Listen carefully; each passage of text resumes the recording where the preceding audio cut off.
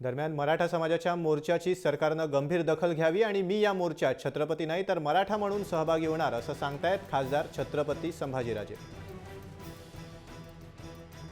माझी भूमिका एक ज्या मागण्या ठेवण्यात आलेल्या आहेत मी मराठा समाजाचा एक घटक आहे, ज्या त्यांच्या मागण्या त्याच माझ्या मागण्या। अनेक मराठी नेते याच्यामध्ये सहभागी होत आहेत, तुम्ही कुठल्या मोर्चामध्ये सहभागी होणार? नाही, निश्चित जाणार आहे मी, बऱ्याच ठिकाणी जाणार, तर हे नाही, पण एक ज्यावेळी मी जाणार आहे त्यावेळी मी एक मराठा म्हणून जाणार आहे, मी छत्रपती म्हणून नाही किंवा मी एक नेता म्हणून जाणार।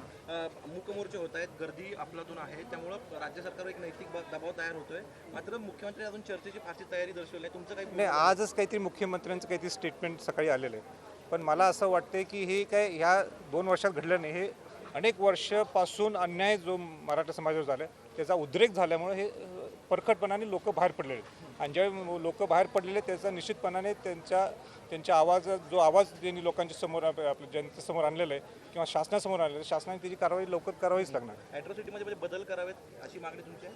नाही, ॲट्रॉसिटी हा कायदा बदल होऊ शकत किंवा कायद्यात बदल होऊ शकत नाही, त्याच्यात निश्चितपणाने थोडे नियम शिथिल करता येतील।